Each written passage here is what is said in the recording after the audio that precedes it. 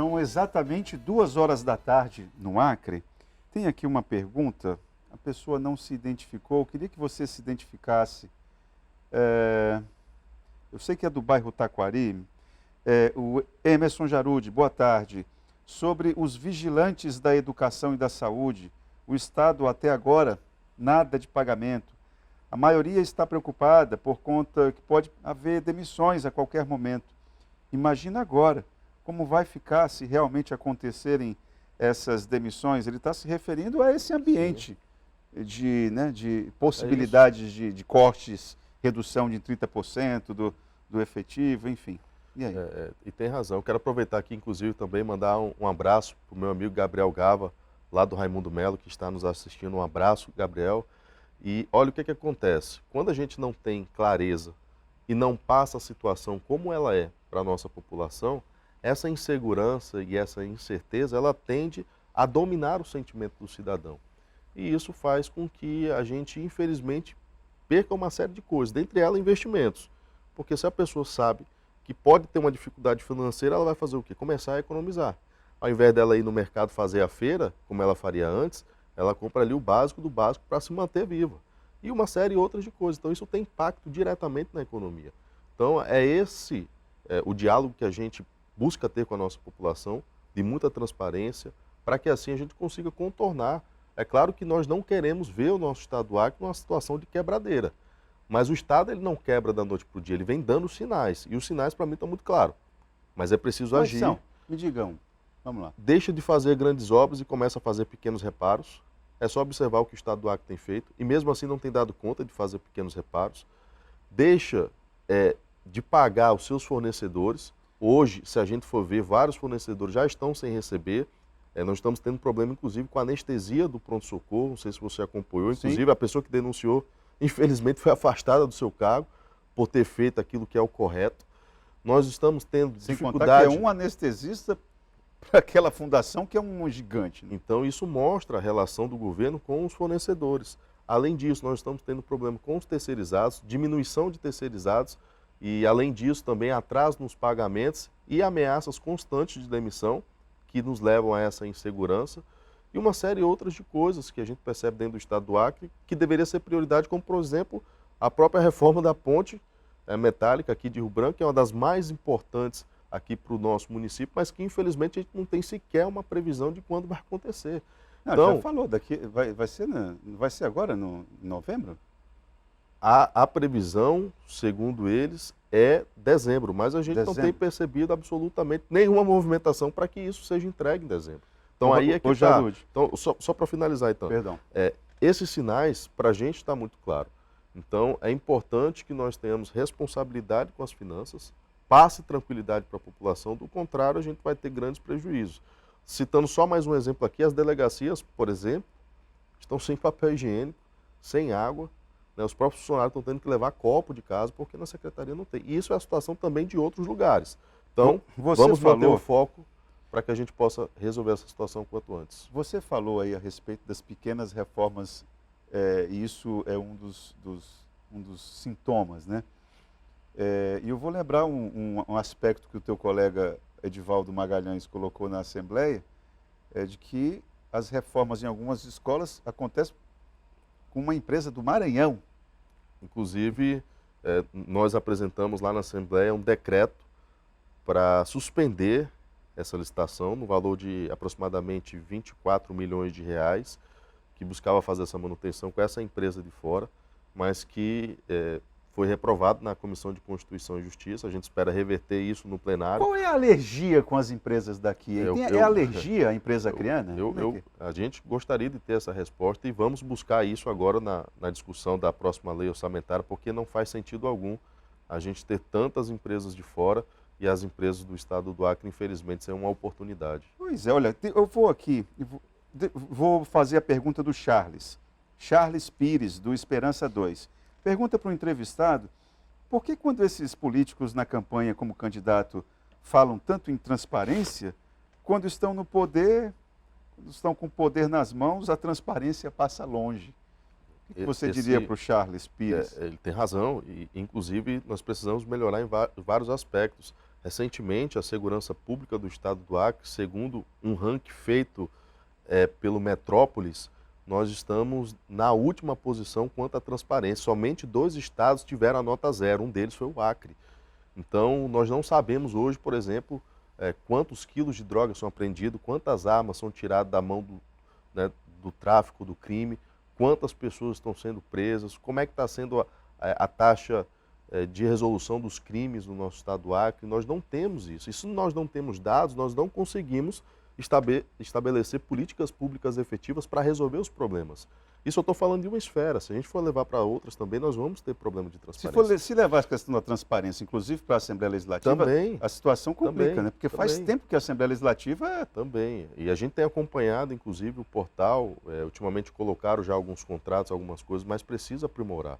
Né? E temos feito, inclusive... A espada do Jirai, do Jedi. Jedi. Tinha um exemplo que eles deixaram lá de tanto tempo que não atualizavam. Mas a gente espera que essa questão da transparência ela melhore, porque somente com dados e com informações é que nós podemos estabelecer políticas públicas adequadas. Eu vou te dar um outro exemplo.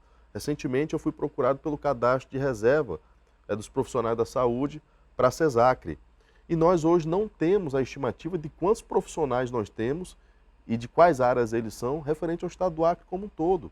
Então é preciso nós termos esses números para que a gente possa, né, abrir novos concursos, chamar as pessoas que estão esperando no cadastro de reserva e tomar as decisões necessárias. Mas, infelizmente, a falta de informação é muito grande. E criou-se uma cultura ao longo do tempo, no Estado e também em algumas prefeituras, de que todos aqueles que saem do poder levam consigo as informações. E acaba que isso vai se perdendo. Né? É crime e a gente acaba perdendo um bom legado da administração pública, porque eu acredito que aquele que entra, ele tem que buscar pegar aquilo que houve de bom nas gestões anteriores e aperfeiçoar aquilo que não está funcionando bem. Mas, infelizmente, né, em virtude dessas atitudes que a gente percebe ao longo do tempo, a gente perde muito quando a questão do legado da administração pública para as próximas gerações. Ô, Jarudi, eu queria dar, digamos, mais credibilidade à sua informação, a que você trouxe no primeiro bloco, sobretudo. Se aqueles números que você apresenta aqui eles são reflexo da verdade, das contas públicas, por que a Assembleia Legislativa, por que você, não, que é deputado, não provoca o Tribunal de Contas de uma tal forma que o Tribunal de Contas possa dar consequências a isso? Porque o Tribunal de Contas é, digamos, um órgão, uma instituição anexa à Assembleia Legislativa, não é isso? Com certeza. Ela presta assessoria para a Assembleia Legislativa na ideia de fiscalizar o Executivo. Exatamente. Por que vocês não provocam de maneira mais firme o TCE? O que acontece hoje? A Assembleia Legislativa recebeu a Lei Orçamentária Anual de 2024 e nós vamos ter uma grande oportunidade para fazer isso, porque vão estar presentes para essa discussão o Tribunal de Contas, representantes do Ministério Público e demais envolvidos na equipe econômica do governo. E nós vamos ficar ali tete a tete para poder discutir e justamente levar esses problemas para que sejam resolvidos. No ano passado, em relação de 2021 para 2022, nós tivemos uma projeção totalmente furada da equipe de governo, onde aproximadamente 50% do orçamento foi tido a mais como um crédito porque não foi conseguido planejar adequadamente. Então, a equipe financeira do governo errou por quase 50% a previsão daquilo que seria recebido pelo governo do estado do Acre. Você errar por 10%, por 20%, ok, mas por quase 50%, isso interfere diretamente numa série de questões de planejamento das áreas, como a saúde, a educação, a segurança pública, uma série de outras coisas. Isso não pode mais estar acontecendo. Então, nós vamos ter essa oportunidade da discussão da Lei Orçamentária Anual. Quando vai ser, perdão? Ainda não tem a data definida, mas tem um prazo, ela deve acontecer ainda até dezembro. Então, nós vamos fazer essa discussão, essa audiência pública. Vamos convidar a população acreana para participar. Importante isso. É muito importante, porque através da Lei Orçamentária Anual é que nós vamos poder verificar como que vai ser os gastos do governo para o ano que vem. Então, às vezes tem alguém da cultura, alguém da educação, alguém da segurança pública que pretende ver algum projeto sendo executado, alguma ação sendo executada. Esse é o momento da gente poder discutir, apresentar as devidas emendas, para que assim a gente possa ter um orçamento mais seguro e também que alcance o seu objetivo, que é Exatamente. prestar um bom serviço para a nossa população através das nossas receitas. Um orçamento que possa ser executado de fato, não é? Boa tarde, Itaã. Deputado Emerson Jarudi, quais as providências ou cobranças os nossos representantes, como você, têm feito quanto à violência no trânsito? Não vejo nenhuma mobilização. A Milena, lá do bairro Calafate. Olha, de fato esse é um tema, né, que compete hoje ao próprio Detran, ao governo do estado do Acre, estabelecer políticas de conscientização no trânsito. A gente tem percebido algumas ações, mas muito tímidas, além do que o necessário. E o nosso papel enquanto parlamentar é cobrar que essas ações aconteçam. Então, na Assembleia Legislativa, a gente tem tratado alguns assuntos. Esse, claro, que não é um assunto que entra em pauta todos os dias, como a questão da merenda, dos remédios e tudo mais, mas é um tema que nos chama muita Mas atenção. as mortes são quase diárias, né? Quase diárias. E é preciso ter esse programa efetivo por parte do Detran de conscientização no trânsito para a população acreana. E não só, a gente não pode também, né, Jarudi, colocar o peso desse problema apenas no Detran, porque a RB Trans precisa trabalhar conversando com o Detran e esses dois aqui com a Polícia Rodoviária Federal. porque- Eu percebo a Polícia Rodoviária Federal num outro universo, parece que eles não estão no Acre. É o que eu costumo falar, o foco muitas vezes está na multa, na arrecadação, quando o foco ele deve estar na conscientização, no estabelecimento de políticas públicas para a gente educar cada vez mais a nossa população mesmo. Então é importante que a gente mude o foco, que saia da multa, da arrecadação e passe para a educação. O Antônio, eu preciso encerrar aqui, o Antônio está te perguntando, pergunta para o nosso deputado, e as empresas terceirizadas, o que ele acha? O Antônio. É um grande problema, principalmente quanto ao Estado, quanto a prefeituras ainda, a gente não tem tido nenhum problema. Possa ser que tenha um reflexo, porque algumas dessas empresas que prestam serviço para o governo também prestam serviço para a prefeitura da capital, e com isso pode haver bloqueio nas contas judiciais e que pode haver Reflexo na falta de prefeitura, né? pagamento na prefeitura, mas esse é um problema que precisa ser resolvido e é necessário ter um acompanhamento contínuo por parte do governo do estado do Acre quanto às obrigações dessas empresas, que muitas vezes Mas o governo conseguiu uma não equação, não pa- foi? Pagar direto para os... conseguiu pagar direto, mas talvez não resolva o para trás, talvez não resolva os recolhimentos trabalhistas, talvez não resolva uma série de outras de coisas. Claro que ameniza, mas não resolve. Para resolver, você tem que ter um acompanhamento contínuo por parte do governo das obrigações trabalhistas dessas empresas. Então, a cada mês acompanhar mesmo se está fazendo os pagamentos previdenciários em dia, se a questão da alimentação está sendo paga também em dia, se o salário está tudo ok. Não pode simplesmente deixar na mão das empresas, porque a qualquer momento pode acontecer isso que nós estamos vendo no nosso estado. Agora, uma coisa, como trabalhador que sou, eu vejo que o trabalhador das empresas terceirizadas, ele fica mais vulnerável porque ele não está organizado.